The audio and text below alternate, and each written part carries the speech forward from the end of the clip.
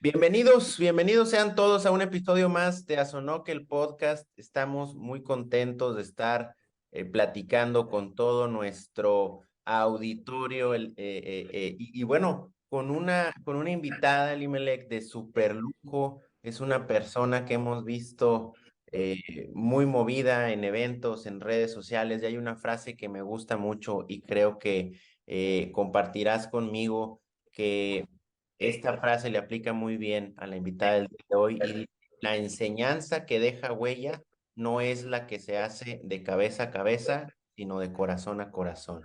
Oh, wow. Ay, sin duda, Francisco, concuerdo, porque la invitada de hoy, sin duda, comparte mucho conocimiento y comparte mucho conocimiento desde el corazón. Entonces, gracias a Marta Cadavid por estar aquí en este episodio más de Azonoc, el podcast, en el que vamos a charlar, vamos a hacer un recorrido, porque es de esos podcasts, Francisco, en el que cruzamos fronteras. Entonces, vamos a hacer un recorrido por América, partiendo desde latitudes como Colombia, cruzando por Panamá, Costa Rica, México, hasta llegar a los Estados Unidos, casi frontera con Canadá. Entonces va a ser un episodio de esos que la audiencia está esperando, que sin duda enriquecen el día a día de todos los oficiales de cumplimiento, profesionales especializados en compliance, todos en el ámbito, vamos a introducirnos en esta plática en el mundo de prevención del fraude, control interno. Entonces, yo estoy muy emocionado del día de hoy de tener en este foro de Azonoc a Marta Cadavid. Y yo sé que ella tiene mucho que compartirnos, entonces seas bienvenida, Marta. Muchas gracias por estar aquí en este episodio. Hola, muy buenos días. Aquí me estoy tomando mi tecito. Mire, que conste que no es coincidencia. Oye, qué Con bonita la taza de Azonoc. taza de Azonoc que Excelente. me diste en Panamá. Muchas gracias por la invitación, es un placer. Y esa frase con la que ustedes empiezan este podcast, uy, sí, llega al corazón. Yo pienso que cuando uno ya se mete de lleno en estos temas y somos tan efervescentes, lo hacemos desde el alma. Y esa es, yo creo que lo que marca la diferencia, que lo hacemos desde el alma y lo hacemos con pasión.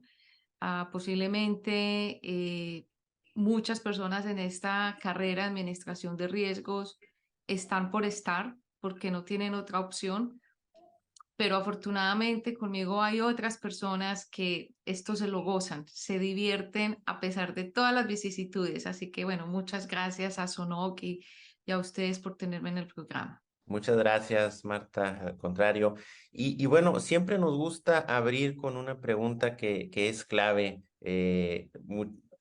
Y la pregunta es, ¿quién es Marta Cadavid? ¿Quién es esa persona que está detrás del profesional, del administrador de riesgos, ¿verdad? Porque El también es muy experto en importante, fraudes. claro, porque es muy importante también para nuestro auditorio conocer Vamos a aprender. esa parte del ser humano. Totalmente. Sí, no, estamos de acuerdo. Me parece que es muy chévere que preguntemos quién está detrás. Lo hablaba la otra vez con Emile, que a veces ven una persona y no se imaginan todo lo que ha pasado detrás de ese puente, detrás de esas espaldas, para llegar a donde estamos. No, y pues yo soy colombiana. Eh, Soy contadora pública, me encantan las finanzas, me enamoré de ellas, entonces también las estudié. Y desde muy pequeñita me gustaba mucho este tema de delitos económicos sin saber que así se llamaba. De hecho, yo creí que iba a terminar siendo policía o trabajando en el ejército, cualquier cosa como con el ámbito más legal. Y afortunadamente nunca me aceptaron, nunca. Pero ya ejerciendo mi carrera como revisor fiscal, que es una figura muy particular que existe en Colombia, que es como una combinación de auditoría externa con controller, como con auditoría interna. Un día me invitaron a un seminario de auditoría forense y yo fui muy como escéptica, más por curiosidad que por cualquier otra cosa. Pero yo también en esos otros empleos siempre había cuidado mucho como al dueño de los recursos en la organización. Me molestaba mucho cuando le robaban, cuando trataban como de ser ventajosos, pero igual no sabía hasta ese momento de que yo voy a este seminario de auditoría forense y me doy cuenta de que eso es lo que yo quería hacer. Aprendí hace poquito acá en Chicago de alguien muy especial que dice, el ser humano tiene dos momentos muy importantes en la vida, dos días muy, muy especiales en la vida. El primer día es el día que nace y el segundo día es el día que se da cuenta para qué es bueno y que le gusta hacer. Y yo ese día me di cuenta de que, uy, chanfle, esto es lo que yo quiero hacer, esto es lo que yo venía haciendo hace mucho rato sin ninguna técnica, más como con ganas de proteger esos recursos. Ahora sí entiendo lo que quiero y entonces de ahí ya empiezo yo a buscar los recursos en Colombia, por fuera, me empiezo a certificar. Fui profesora también universitaria en Colombia por muchos años y combinaba todas estas cosas hasta que ya el universo se va coordinando, se va alineando para uno. Y tuve la oportunidad de venirme para Estados Unidos, conocí a mi esposo y dentro de todas esas conversaciones y consideraciones me dice, bueno, la que se tiene que mudar es usted, definitivamente, porque usted, su plan de vida está en la mitad y es más beneficioso porque aquí lo va a hacer, yo la voy a apoyar y usted aquí va a desarrollar toda esa carrera que va a ser más difícil en Colombia. Y así fue. Un reto enorme, enorme, enorme, dejar la familia, dejar todo lo que se había construido y empezar de cero, prácticamente de cero, en un país donde nadie te conoce o no me conocían, empezar a hablar otra lengua, otro idioma, otra cultura, empezar a estudiar una certificación como la de ACFE, que me acuerdo que el manual era en ese momento 1682 páginas totalmente técnicas, donde yo a veces decía, no sé dónde estoy parada, pero lo voy a sacar. Después me metí en la de ICAMS, también un poquito más difícil, y yo dije, bueno, aquí también la vamos a sacar del estadio. Entonces han sido horas, horas y horas de mucho estudio, de mucho trabajo, de mucha dedicación, de disciplina. Eso es lo que yo he hecho. El éxito de lo que yo hago es, es ser consciente de que va a tomar tiempo, sí, pero la dedicación. Esto no es arte de magia. Hay veces que hay que trabajar 18 horas, hay veces que solamente son 10, hay veces que solamente son 4. Venirme de Colombia hacia Estados Unidos a vivir a Chicago, donde el clima es brutal, en tiempo de invierno es difícil y donde hay que acondicionar la mente para seguir. Pero muchas veces se pierde el sentido los fines de semana porque hay que trabajar sábados, porque ya hay que trabajar domingos, porque ya no importan los festivos. Esa sensación que tenemos los latinos de que llega el viernes por la tarde y nos vamos a desconectar, aquí se pierde. Que es que llegó el sábado y que vamos a hacer algo especial, aquí se pierde. Entonces, esa es Marta Cadavid, una apasionada de este tema. Y ya tratando de recrear ese nuevo estilo de vida, ese nuevo ambiente profesional, yo digo, yo no me puedo quedar quieta, yo tengo que vivir en los dos hemisferios, en el latino y en el americano, y así lo hago. Y entonces ya empiezo a trabajar, a trabajar como consultora con dos compañías que hoy en día son mis hermanos del alma. Una es Nofrat y el otro es Auditool. Y ya eso hace que yo ya recomience mi vida en Latinoamérica y obviamente con Fraude al Desnudo. Y obviamente ahí hay que tener toda la experiencia que ofrece el mundo del famoso Corporate America, que es muy interesante, que también es otra universidad. Entonces también logré esa parte, me parece fabulosa.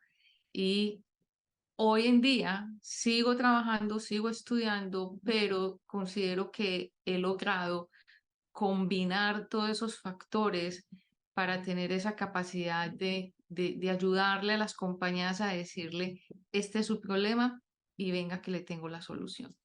Oye, Francisco, y esto me habla pues de una persona resiliente, ¿no?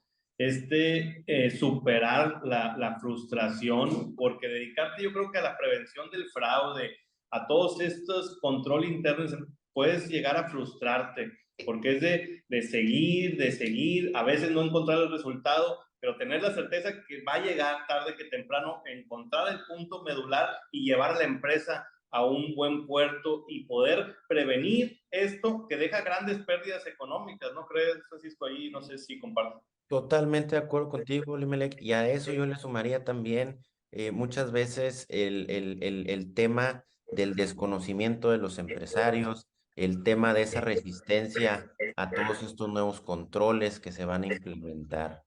O que creen que invertir en controles o invertir en sistemas es un gasto, cuando realmente les estás ahorrando, ya no quiero hablar de cientos, pueden ser miles o millones de dólares los que están en juego, y por no tener una inversión o no tener un departamento de prevención de fraudes o un control interno o sistemas automatizados, estás teniendo una salida en la puerta trasera de miles, cientos o millones de dólares. Entonces, aquí es la importancia de lo que nos está comentando, esta resiliencia. Yo veo a través de las palabras de Marta, que tiene una resiliencia, una resistencia a la frustración. Entonces, esto, ahí es donde quiero yo situarme en este momento, Marta, y preguntarte, tú que ya trabajas con empresas pues de todos tamaños, ¿verdad? Chicas, grandes, medianas, de AAA, aquellas que cotizan incluso en bolsa, internacionales. ¿Dónde ves las mayores, en qué áreas ves las mayores incidencias? Si es en las tesorerías, en los departamentos de compras, ¿en qué áreas ves mayores problemas o dónde debemos de poner los empresarios, dónde los empresarios deben de poner mayor atención? Tú que ya tienes este camino recorrido y nos puedes allanar el camino a toda la audiencia que estamos escuchando este maravilloso podcast contigo. Bueno, voy a recapitular un poquito lo que ustedes estaban hablando en cuanto a la frustración. Y es que la prevención es muy desagradecida, porque uno es capaz de contabilizar la pérdida. Se perdieron $100,000, punto, lleve eso al gasto o escóndalo como pueda. Quiero ser muy clara de que yo también soy frontal y quizás muy abrasiva en mis comentarios, pero así pasa con el mundo del fraude. Entonces, a uno le dicen, ¿y cuánto vamos a prevenir? Yo no tengo idea cuánto lo voy a prevenir. Yo sé que lo voy a prevenir. Es más, le puedo mitigar, es más, le puedo predecir. Hoy en día, con lo que nosotros hacemos, somos capaces de predecir el comportamiento humano y la intención de que algo va a pasar, pero que cuánto se va a perder, no tengo idea. Entonces, como no se ve eso en un valor de peras y manzanas, entonces la gente como que, es muy etéreo, es muy aéreo, no sé. Entonces, a veces la gente prefiere darse el golpe y decir sí, perdí 100. Bueno, entonces, para responderles, las áreas más comunes, los dolores, yo los llamo los dolores. ¿Qué le duele a una empresa? A una empresa le duelen todas las áreas que tienen un relacionamiento con alguien externo. ¿Ok? Y no importa la industria.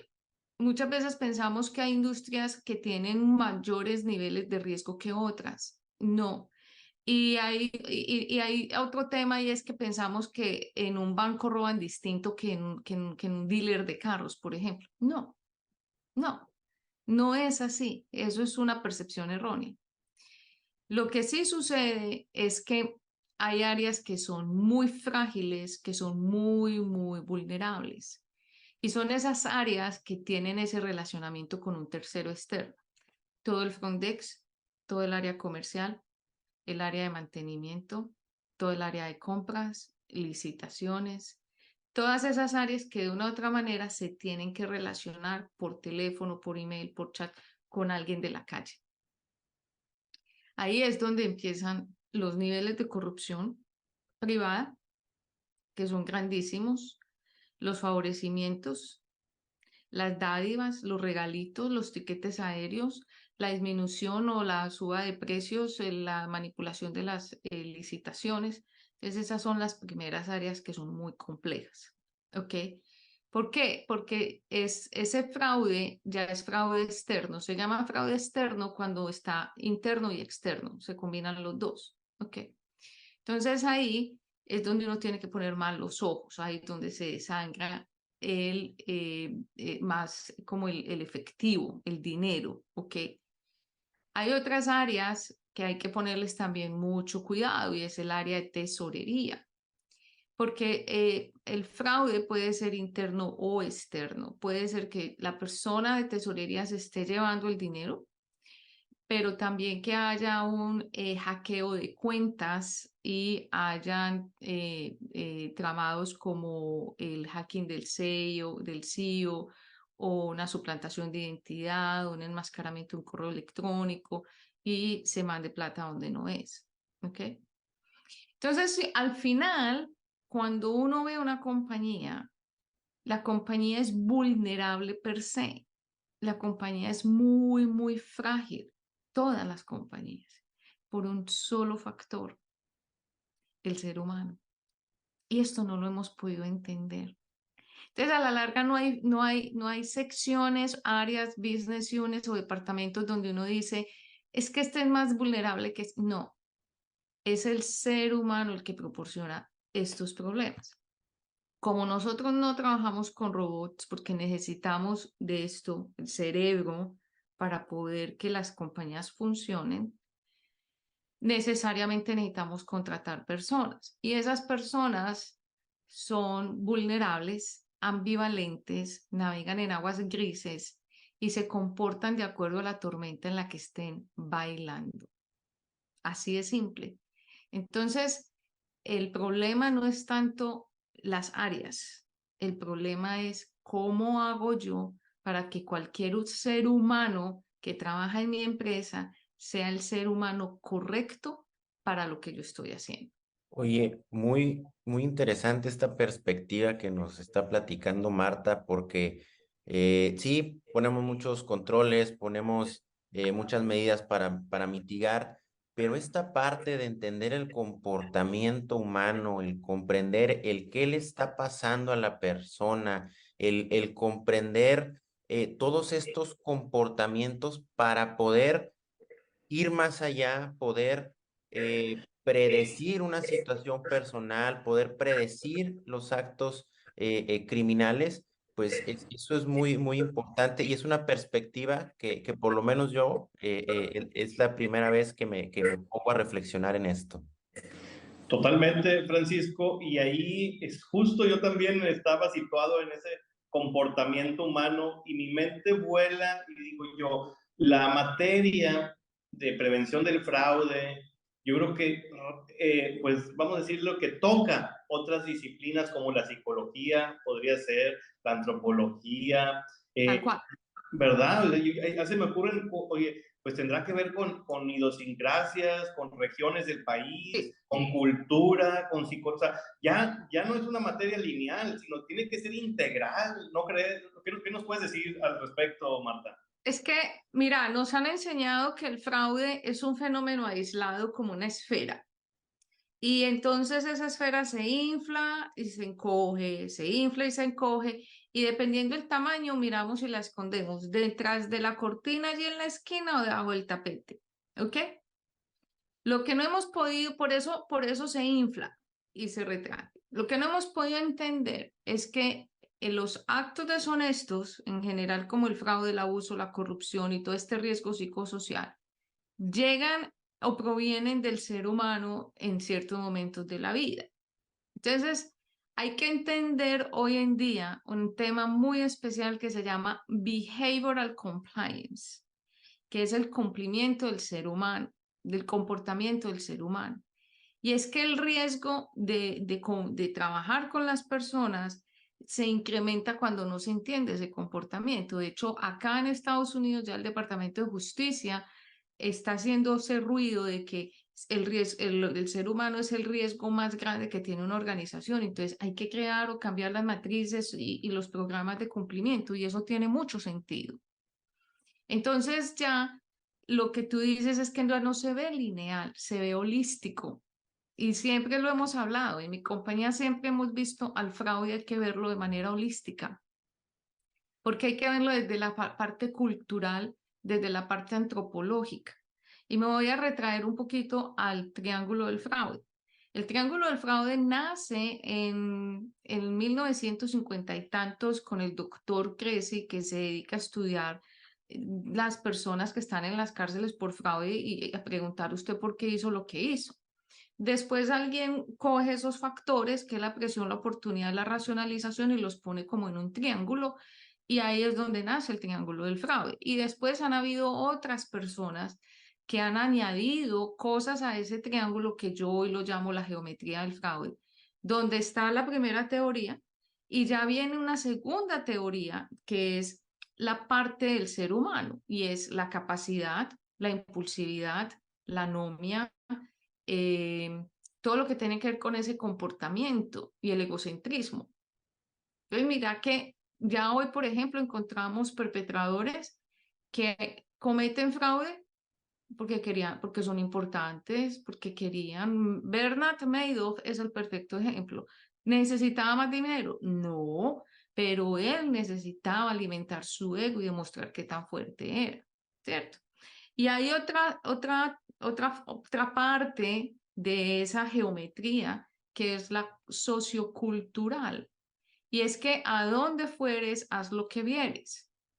Ese refrán no nace porque sí. Y es que sucede, es muy chistoso, si tú vas a Dinamarca y ves todas las reglas y todo lo que hay que para convivir, tú no vas a tirar la basura al suelo. Pero cuando ya tú vas a un sitio donde no hay regulación, vamos a suponer un país en África donde la gente es corrupta, para poder hacer un negocio hay que cometer corrupción, se hace parte del sistema. La gente se acostumbra a vivir con los actos antiéticos y lo ven como normal. Entonces miren que el fraude como un efecto humano es antropológico, es sociocultural, es del comportamiento, es psicológico. Entonces, con behavioral compliance hoy ya hay que estudiar o añadir a esos programas de cumplimiento la psicología, la antropología, la sociología, donde se determina si el comportamiento de esa persona si está alineado con los valores de la organización, ni siquiera con la ética, porque ya no es un problema ético, porque nos enseñaron la ética como no era. Es tan grave lo que estamos viendo hoy que ni siquiera hemos entendido que el tema ético es relativo, no hay una ética absoluta, porque lo que para ustedes puede ser ético, para mí no. Entonces, es más fácil alinear a la gente con los valores de la organización y que todo el mundo vibre, marche, que haya una política antifraude, un tono a la cabeza, una cero tolerancia a los actos antiéticos en ese universo llamado empresa, que empezar con discursos que son etéreos, que la gente dice, eso no me aplica, eso no me sirve. Entonces, sí, el fraude es holístico y se tiene que ver desde la antropología, la psicología, la sociología. Oye, pues muy interesante todo esto que nos platica Marta Cadavid, en donde pues vemos y entendemos el fraude desde otra arista, desde otro punto de vista pero muy importante, ¿no crees, Elimelech? Totalmente holístico, como bien menciona Marta, donde intervienen pues muchas disciplinas, ¿no? La psicología, la antropología, sociología, y ahí me pongo a pensar, digo yo, y comentando, por ejemplo, el caso de Bernie Madoff, todo eso de estafas piramidales, Ponzi. Entonces, pues para alguien que comete el fraude, hay una parte psicológica, pero para el que le cometen el fraude, hay otra parte, ¿no? Hay el que quiere enriquecerse rápidamente y confía en los estafadores, cree ver todo de color rosa, todo perfecto, cuando sabemos que no es así, pero yo soy un perfil que soy ideal para esta persona que quiere cometer el fraude, porque yo creo que esto lo detectan, ¿no? Detectan ciertos perfiles y llegan, y viendo este caso de Madoff, pues por ahí viendo algunos videos, pues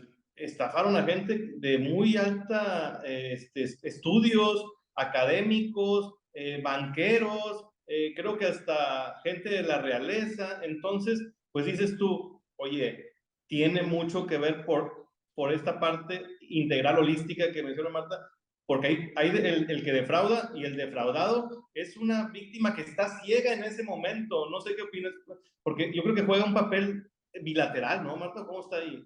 Sí, vea, lo vamos a ver desde dos puntos de vista, desde la gente común y silvestre y desde la esfera que manejaba Medo. Sí, el fraude como en el amor necesita de dos personas, necesita de dos partes o contrapartes.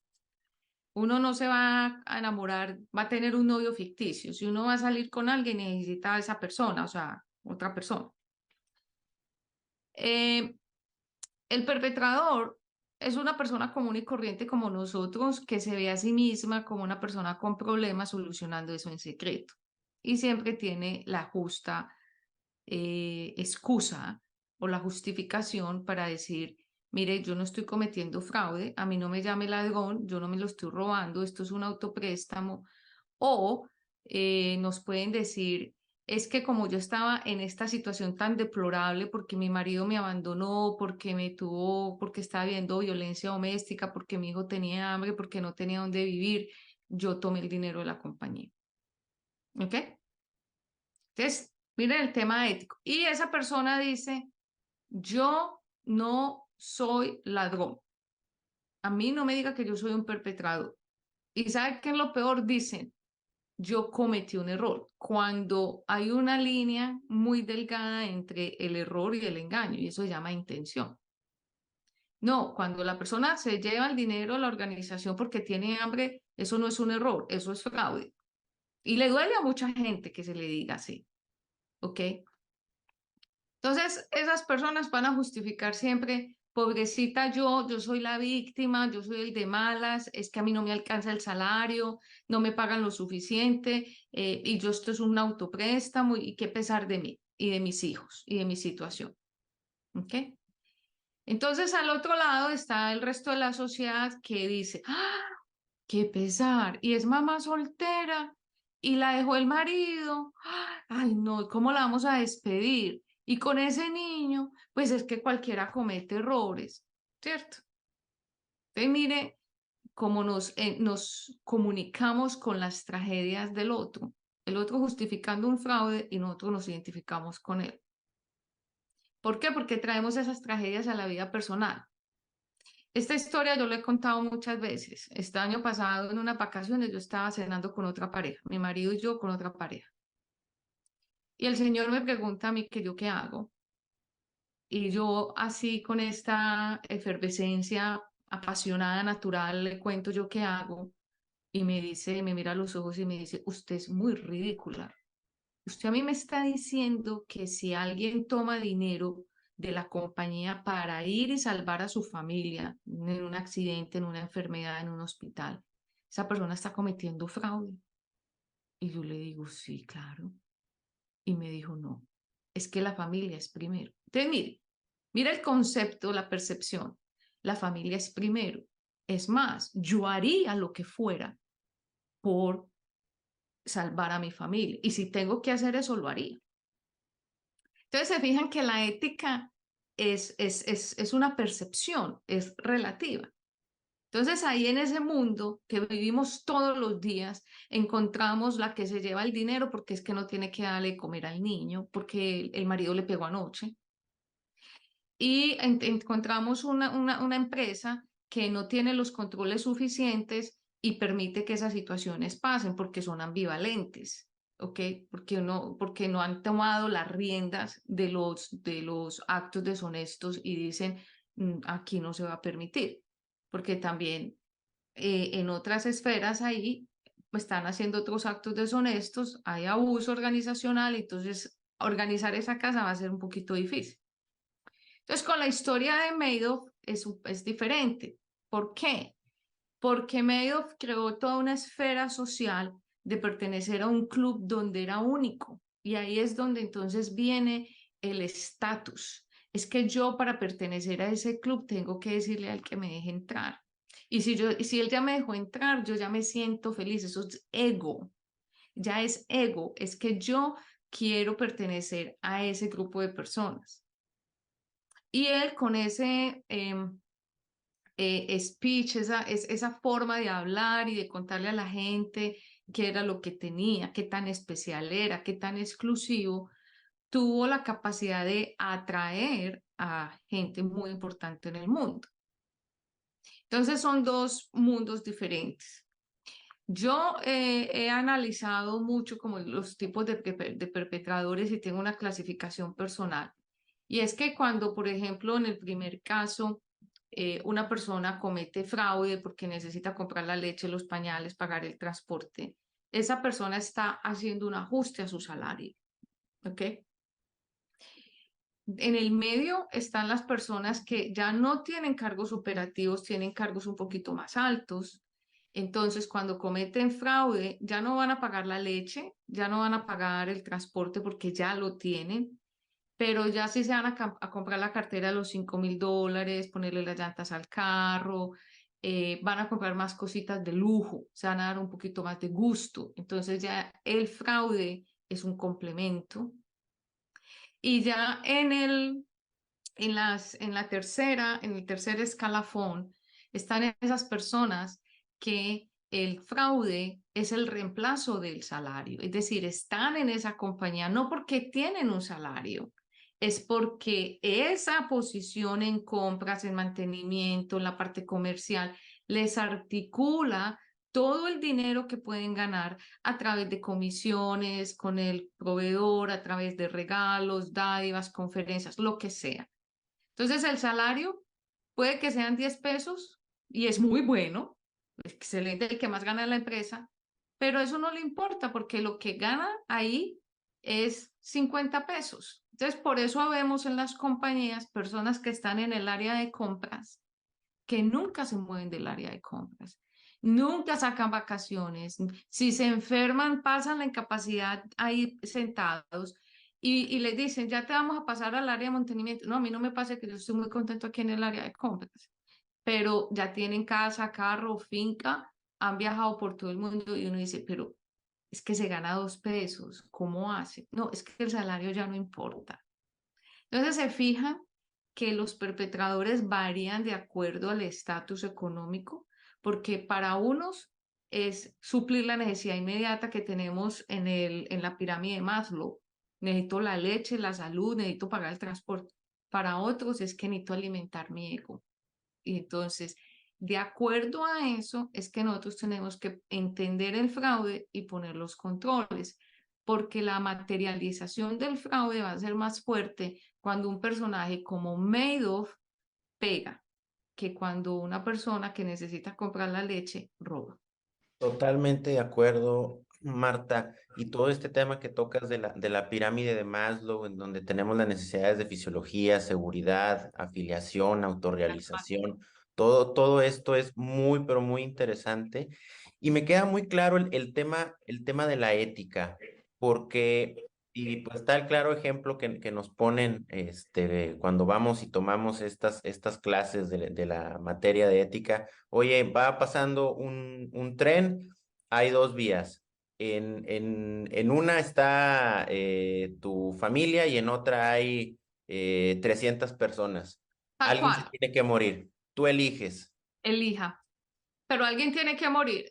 Y ese ejemplo lo pusieron con las Torres Gemelas, pero usted sí lo tiene más aterrizado. ¿Usted qué Así hace?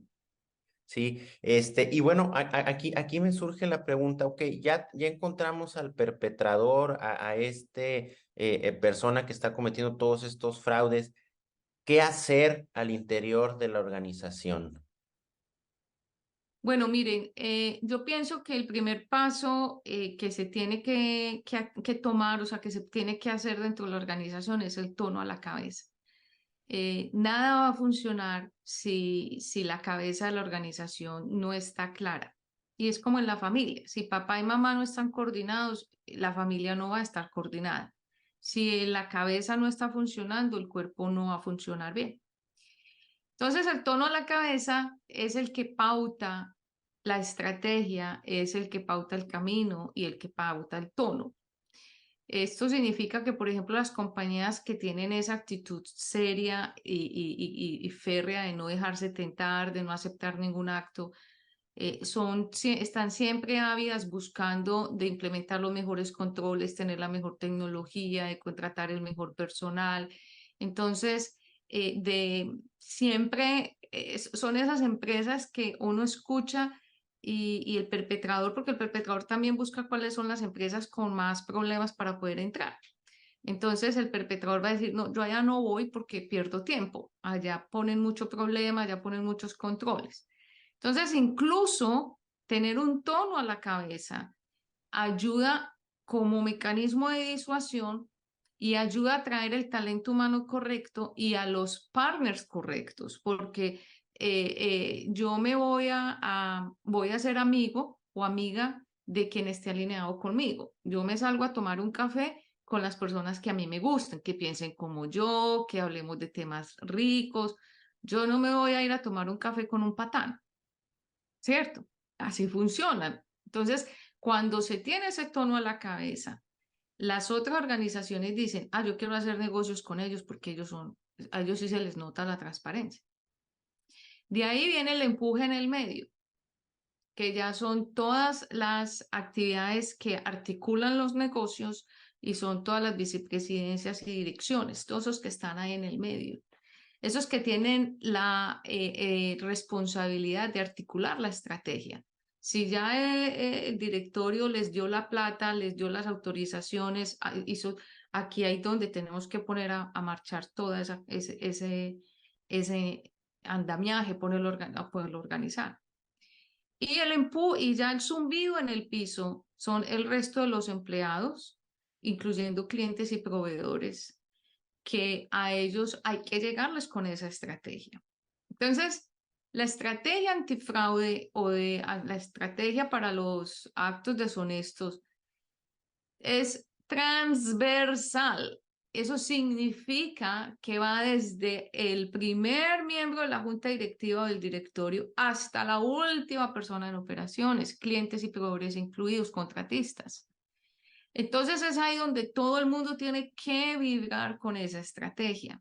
Obviamente la capacitación y comunicación para la persona que hace aseo no va a ser la misma que para el miembro de la junta directiva, pero el objetivo tiene que ser igual. ¿Sí me entienden? Quiero ser muy clara. Entonces, cuando se piensa en esa estrategia, la vamos a pensar desde arriba y la vamos a llevar hacia abajo, pero tiene que ser transversal y que todos vibren o vibremos y estemos alineados con esa estrategia. Qué interesante los que nos cuentas, Marta. Yo creo que todo nuestro auditorio está muy contento de estarte escuchando porque me surgen muchas cuestiones, muchas preguntas, Francisco. Pienso el peso que tiene la ética.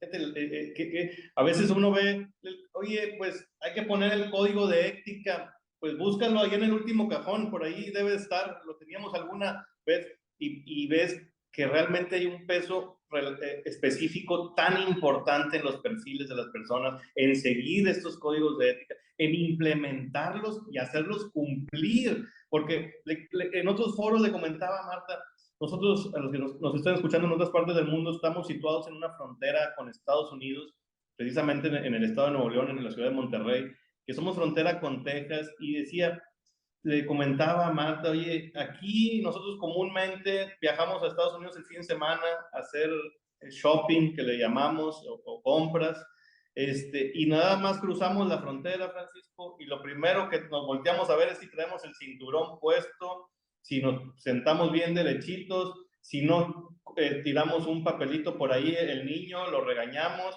porque nuestra percepción es que el código al menos de seguridad, de leyes, está mucho mejor implementado en este caso en los Estados Unidos que en México. Entonces, Esa es nuestra percepción. Entonces, ¿qué dice? Ah, yo debo de cumplir porque aquí sí lo tienen bien implementado. Pero también le comentaba a Marta, esta ética es hacer lo correcto aun cuando nadie te está observando, ¿verdad? Entonces, son dos cosas. La ética que debemos de practicarla como ciudadanos, como compañeros de trabajo, como colaboradores, como profesionales, y también la correcta implementación a nivel país, a nivel organización, empresas, porque aquí ya dices, oye, yo soy ético, aun y cuando nadie me ve, sigo mi código, pero también la empresa lo tiene bien implementado, lo tiene a la vista de todos, todos lo conocemos, lo vivimos, lo respiramos, es una cultura ya totalmente establecida en la empresa o nivel país incluso, ¿no? Entonces, ahí es donde yo veo este peso tan importante de esta materia que a veces nos queda un poco borroso y somos más técnicos y nos vamos a las KYCs y somos más técnicos, pero qué importancia tienen estas otras cualidades humanas, ¿no? Ahí me quedo muy impresionado de todo esto. Y ahí es donde quiero irme a otra faceta en esta plática, porque Marta pues es internacional y pasa unos meses allá en Colombia, otros en Costa Rica, cruza, ahí nos topamos en Panamá, ahora mismo está en Chicago. Entonces, ¿qué mejor persona que nos puede decir, tú cómo ves esto que te estoy platicando de esta ética ya a nivel país, a nivel cultural, idiosincrasia, Marta?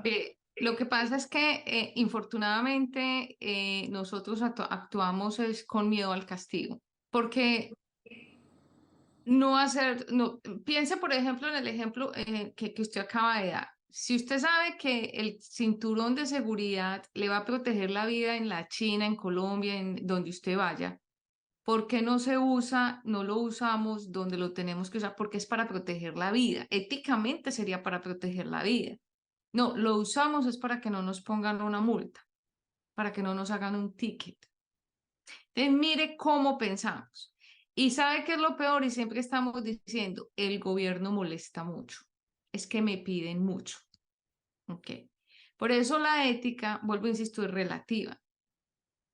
Yo no voy a generalizar en qué país, que a nivel latinoamericano o en Estados Unidos, no. Yo voy a hacerlo a nivel general, porque igual pasa aquí y pasa allá. Yo no veo que hay países más éticos porque tengan una jurisdicción. No, somos las personas las que causamos esos problemas. Entonces aquí el llamado es, no busquemos la corrupción afuera. Porque a mí, yo voy a conferencias a nivel internacional y me dicen, doña Marta, doctora, bueno, es que este país es muy corrupto y como que hay una competencia de quién es más corrupto. No busque la corrupción afuera, bájese de ese bus. Usted es corrupto, yo soy corrupta y nos duele aceptarlo. ¿Por qué? Porque no usamos el cinturón en la casa, en el país donde vivimos, pues lo tenemos que usar en Estados Unidos. ¿Por qué? Porque las sanciones en Estados Unidos son más peligrosas, son más horribles, son más costosas y dan cárcel. En México, en Colombia, no. Es ahí donde vamos. Y la corrupción no es del gobierno. La corrupción nace de nosotros. Y pensamos que la corrupción es porque el gobierno se gasta la plata de los hospitales en gente yendo a vacaciones. No, o sí. Pero usted cuando no pasa la calle por la cebra, por el puente, por la esquina, está cometiendo un acto deshonesto. No va a ir a la cárcel por eso. No. Pero su comportamiento empieza a hablar por usted.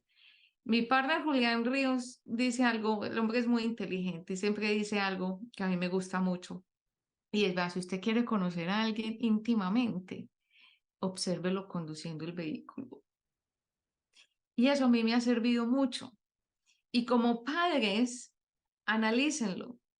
Usted monta a su hijo, a su hija atrás, en la sillita de atrás, y le pone la mejor sillita y el cinturón. Bueno, acá pues. Y usted se sienta a conducir su vehículo y usted llega al primer semáforo y empieza a insultar. Si el señor de este lado se le atravesó, a ella se ganó su madrazo. Esa luz ya está que cambia a rojo. Usted acelera porque la va a pasar en amarillo, ¿ok? Y ese niño y esa niña, ahí como esponjitas, muy lindos, acabaditos de bañar, con sus coletitas, muy lindas, absorbiendo todo eso que usted está diciendo y haciendo. ¿Ok? 13, 14 años más tarde, ese niño y esa niña ya adolescentes le dicen, papá, yo quiero aprender a conducir. Y usted con ese orgullo latinoamericano dice, claro, mi hija, venga, siéntese. Y esa niña, ¿qué es lo que ha visto toda su vida? A su papá manejando, ¿cómo? Como un monstruo. Y entonces usted se enoja que porque ella maneja horrible. ¿Y ella de dónde aprendió? ¿De dónde aprendió a pasarse la luz en amarillo? ¿De dónde aprendió a hacerlas? Entonces miren que siempre culpamos al resto y no miramos hacia adentro. Somos nosotros responsables. Hay veces que yo me siento mal, que voy caminando y mi marido va pasando la calle como si nada y yo estoy regañándolo y él me pelea en la mitad de la calle haciendo congestión y uno dice, Dios mío, ¿por qué esto tiene que ocurrir? Pasa hasta en las mejores familias. Entonces yo siempre he dicho algo que nosotros debemos practicar un principio que viene de los 12 pasos de los alcohólicos anónimos, de los programas que ayudan a recuperar, y es el solo por hoy. Entonces, cuando uno está ahí peinándose al frente del espejo, uno debe decir, solo por hoy me voy a manejar bien. Yo voy a ser consciente que va a pasar la calle, que va a manejar juicioso, que voy a hacer la fila, que no va a pelear con el policía. O sea, todos esos detalles que todos los días tratamos de sacarle ventaja al sistema. Entonces, solo por hoy lo voy a hacer. Y mañana vuelvo y repite la historia. Y se van a dar cuenta cómo lo hacemos. Les voy a hacer una pregunta para terminar. ¿Quiénes de ustedes hace trampa jugando dominó, monopolio, jugando bingo? Esas cosas tan simples. Y dirán, sí, hacemos trampa. No vas a ir a la cárcel, pero haces trampa. Ok. Qué interesante, Marta. Definitivamente todo esto que nos cuentas tiene que ver con la persona, la ética, tiene que empezar por uno mismo. Definitivamente no esperemos que venga un gobierno y le imponga, que venga una empresa, sino todo empieza por uno mismo. Concuerdo contigo. Y damos un giro, Francisco, porque yo tengo muchas dudas todavía y yo sé que Marta es apasionada. Entonces yo quiero saber la auditoría de fraudes versus la auditoría forense, porque a mí no me quedó claro, yo creo que nuestro auditorio también quiere saber cuál es esta diferencia entre la auditoría de fraudes y la auditoría forense, para ya adentrarnos un poquito a este tema en específico.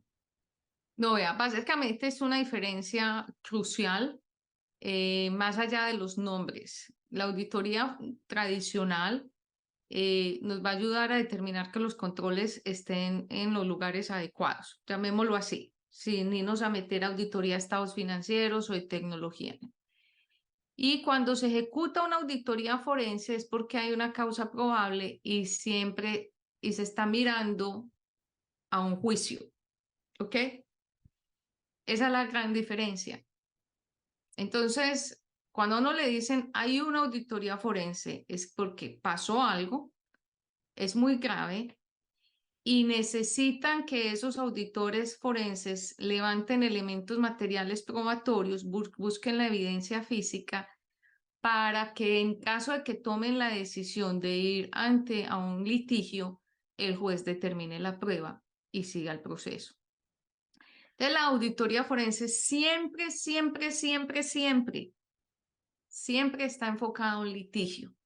Es posible que en la mitad el cliente diga, no, no me voy a ir para el litigio, pero sigue buscando, o se crezca el enano, o sea tan grande que dice que ir. Entonces, esa es la gran diferencia. Siempre cuando les hablen de auditoría forense, siempre es que hay una causa probable y hay que mirar, siempre hay que trabajar pensando en un litigio.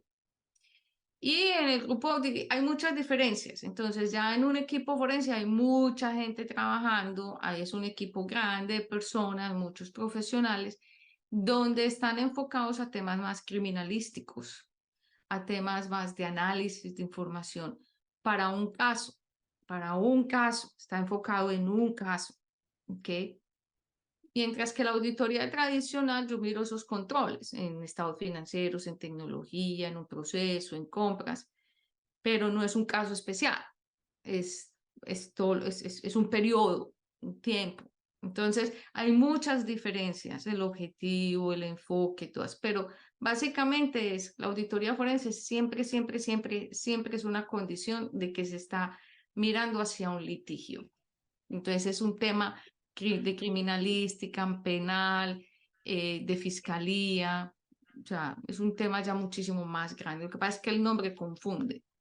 Ya, pero nos quedó más, al menos a mí me quedó muy claro, Francisco. Ya hablar de pues una auditoría forense, vamos a decirlo de esa manera, una investigación forense, vas a revisar general, todo, vas a buscar áreas de oportunidad, vas a dar recomendaciones, y en la auditoría forense ya vamos a un caso en específico, a buscar hacerlo criminal, buscar a un culpable, judicializarlo. Me queda mucho más claro, muchas gracias. Y ahí hay una tercera vertiente, Marta, que le llaman control interno. Este control interno, hay un documento que tú conoces mucho mejor que un servidor, y yo creo que todos los auditores.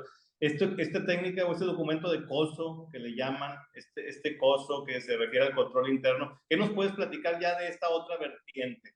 Sí, lo que pasa es que COSO tiene unos principios, es la administración del riesgo como tal, y tiene unos principios de control interno, son 17 principios. Entonces, los divide como en 5 áreas, y lo que hace es decirle a la gente cómo se deben administrar los controles internos y los riesgos en la organización. Entonces, está muy enfocado es a mejorar el ambiente de control, ¿ok? A mejorar que las compañías mitiguen riesgos, diferentes tipos de riesgos. Entonces, en el control interno deben trabajar auditores, deben trabajar también oficiales de cumplimiento. Yo sé que suena un poquito bizarro porque dirán, no, yo no tengo nada que ver con eso, lo cual es un error, pero a la larga todas estas áreas de administración de riesgos están enfocadas a tener los controles adecuados en la organización, si no, no existiera. Entonces, hay organizaciones que tienen jefes de control interno que trabajan con los equipos de auditoría, porque auditoría les dice, les da los insumos y les dice, mira, hemos evaluado los controles internos de la organización y aquí hay unos problemas, hay unas oportunidades de mejora. Entonces, ¿qué tiene que hacer control interno? Implementar esas oportunidades de mejora. Entonces, sí, COSO, a mí me parece que el framework más especial que hay, a mí me encanta, hay varios. Yo lo utilizo sobre todo para el riesgo de fraude porque hay una guía de COSO que es para el principio número 8 que habla de fraude y me parece que es súper amigable, súper fácil de implementar y ayuda, o sea, se ve el progreso en las organizaciones cuando tienen ese framework. Oye, pues nos queda muy claro ya un poco todo esto del sistema de COSO, todo el tema de las auditorías, pero a mí me queda una pregunta que creo que es importante. ¿Qué hacer o las empresas, cómo manejar estos riesgos reputacionales derivados de algún fraude que hayan tenido? Casos hay muchos, por ejemplo, el caso Siemens, donde salieron a admitir de toda la situación y sacaron un plan. Pero más o menos, ¿cómo manejar todo este tema del Una riesgo crisis, reputacional? claro. Miren, vea, yo siempre he dicho que a uno le duele cuando le tocan el bolsillo. Y era como en la casa, que a uno, yo le decía a Daniel, si usted no se maneja bien, yo no le doy la mesa el domingo, ¿ok? No tiene para el helado. Cuando a la gente le tocan el bolsillo, es cuando entienden. Y en el mundo empresarial funciona igual. La administración de riesgos tiene unas consecuencias nefastas, entre ellas las reputacionales. Pero siempre se debe hacer un cálculo de por qué o cuánto pueden ser esas pérdidas. El comportamiento humano siempre trae unas pérdidas por fraudes, por las demandas, por multas y sanciones. Y eso va también a nivel reputacional. Calcule cuánto le cuesta a la organización eso y muéstreselo a la junta directiva. Pero también piense a nivel de socio. Yo hago esta pregunta. ¿Cuántos de ustedes invertirían en la compañía para la cual trabajan? Entonces, pues en el podcast tal vez no vamos a verlo, pero cuando uno está al frente de 1000 personas en una conferencia, son muchas las caras de alegría y son muchas también las caras de tristeza, porque dicen, uy, no, yo no lo haría.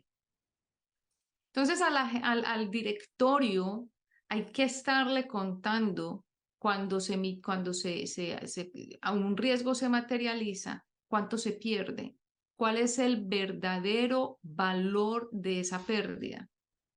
Y si es un tema reputacional, ¿hasta dónde eso puede impactar en plata, en dinero, en cash, en los negocios, en la organización? Y trabajen en una cifra, busquen un indicador y sigan ese indicador y lo van disminuyendo. Porque también hay un problema. Al dueño del negocio, al dueño del aviso no le cuentan la verdad. Entonces, si ustedes son dueños de compañías o si hay un dueño de alguna compañía viendo este podcast, cada año alce la mano y pregunte en la reunión, en la asamblea de accionistas, cuánto fueron la pérdida por fraude. Y si le dijeron que no hubo fraude, le están mintiendo.